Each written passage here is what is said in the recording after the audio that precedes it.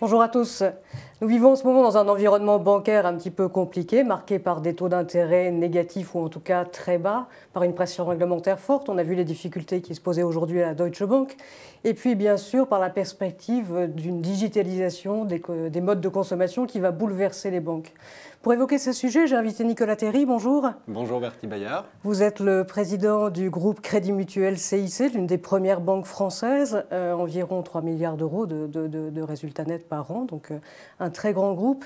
Vous avez réuni l'Assemblée générale de la Caisse nationale du Crédit Mutuel cette semaine, je ne me trompe pas, c'était jeudi, et vous avez délivré un grand message d'optimisme. Alors j'aimerais comprendre comment un groupe bancaire qui est essentiellement une banque qui fait le métier de la banque de détail, de la banque de particuliers, qui est particulièrement donc sensible à la conjoncture de taux d'intérêt, peut dire aujourd'hui « nous allons bien ».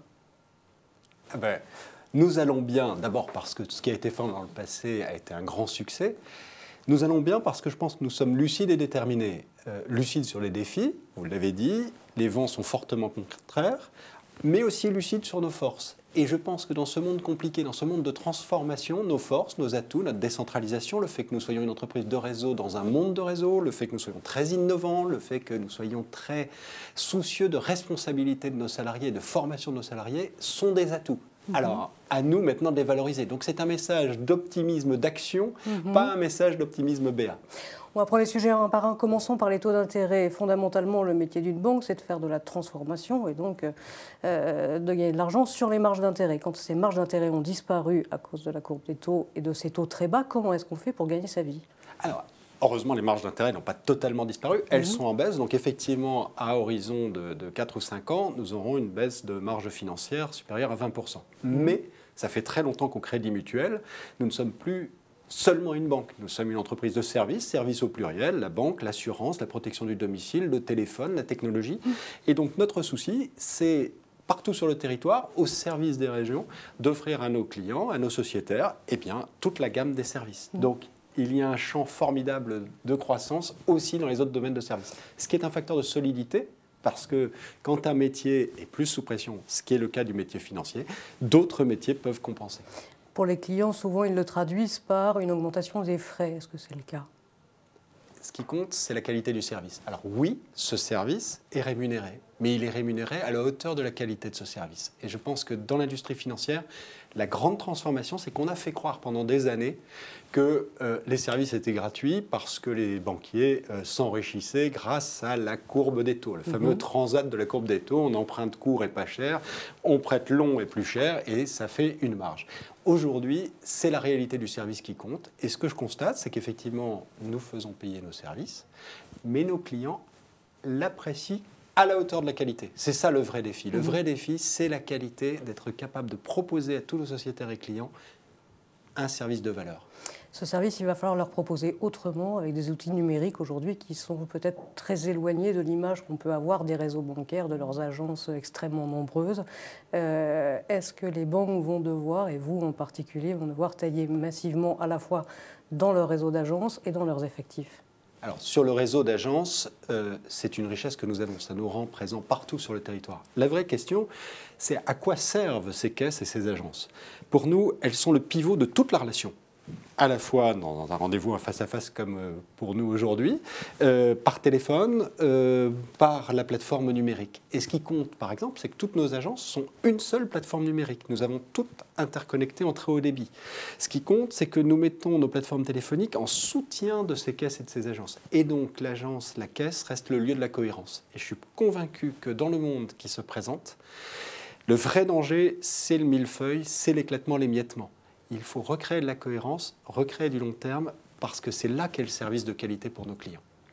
Dans le nom Crédit Mutuel, on a mutuelle, ça veut dire c'est donc une banque mutualiste, l'une des rares qui ne soit pas cotée du tout, ou un tout petit peu à travers le CIC, pas cotée en bourse en tout cas.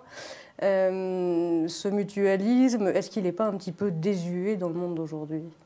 Moi, je pense que c'est une idée formidablement moderne. Parce que le mutualisme, c'est la responsabilité, la décentralisation, l'innovation, le service. Et je pense en plus qu'on a la chance, n'étant pas du tout coté, d'avoir un alignement parfait entre les intérêts de l'institution, les intérêts de l'actionnaire et les intérêts à moyen terme de la collectivité des sociétaires. Et donc, dans ce monde où il faut être très cohérent, très soucieux de long terme, où les profits d'aujourd'hui font les investissements de demain et les emplois d'après-demain, eh bien, le mutualisme, c'est une chance parce que c'est très agile, c'est très adaptable, c'est très cohérent, soucieux de long terme. Donc finalement, on a autant de caisses que de start-up, autant de start-up que de caisses locales de crédit mutuel. Et je trouve ça une vraie chance. Quand on parle de caisse locale, on parle quasiment du niveau de l'agence. Hein. C'est l'agence. Pour ceux qui ne connaissent pas très bien cette organisation qui vous est... C'est une agence établissement de crédit qui a la propriété de son fonds de commerce, qui s'occupe directement des clients, qui a un bilan, un compte de résultat et un conseil d'administration d'élus bénévoles, mutualistes, qui s'en occupent. Et ça, c'est un choix très moderne en termes de participation et d'efficacité et d'agilité. Vous défendez le mutualisme et pourtant la période est compliquée pour le groupe Crédit Mutuel puisqu'on sait que le Crédit Mutuel Arkea, on va dire le Crédit Mutuel de Bretagne pour simplifier, même si ce sont plusieurs fédérations, veut prendre son indépendance du groupe. Donc voilà, cette famille mutualiste, aujourd'hui, elle apparaît déchirée. Comment est-ce que vous allez traiter ce sujet ? On a tout fait pour résoudre les questions qu'opposait le Crédit Mutuel Arkea. Il disait il faut modifier les statuts, on a modifié les statuts, il faut avoir des dirigeants indépendants, nous avons des dirigeants effectifs indépendants. J'ai démissionné de tous mes mandats exécutifs au sein du Crédit Mutuel CM11, nous avons des administrateurs indépendants. La Banque Centrale Européenne, l'autorité de contrôle, le ministère des Finances nous ont dit c'est bon. C'est fait. La solidarité, c'est bon, c'est fait. On a tout fait. On a fait des propositions de compromis, nombreuses, variées. Aucune n'a été retenue. Donc aujourd'hui, le choix est simple. Et je le regrette, j'ai un souhait, c'est que toutes ces caisses restent dans le Crédit Mutuel. Le Crédit Mutuel de Bretagne, du Massif central, du Sud-Ouest, ce sont 3 belles fédérations, des belles caisses locales, qui restent dans le Crédit Mutuel, elles auront la solidarité, le nom et la marque Crédit Mutuel, qui est une marque très forte. Soit ces caisses locales font le choix de quitter le Crédit Mutuel, ce qui n'est pas mon souhait.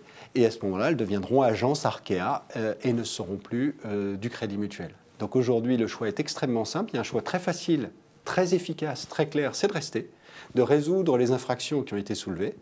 Et puis il y a un choix plus compliqué, notamment pour les salariés, pour les sociétaires d'Arkea, c'est de devenir banque Arkea. Ce choix qui viendra clore une bataille qui dure depuis de longues années, il doit intervenir quand ? D'ici la fin de l'année. D'accord. Donc le temps presse. Et le bon choix, c'est l'union. Et je suis persuadé que l'union est dans le sens de l'histoire parce qu'il suffit de regarder le Brexit. L'Arc-Exit, ce n'est pas une bonne option. Ça, j'en suis convaincu. Très bien. Merci Nicolas Terry. Très bonne journée à vous. Merci à tous. Bonne journée.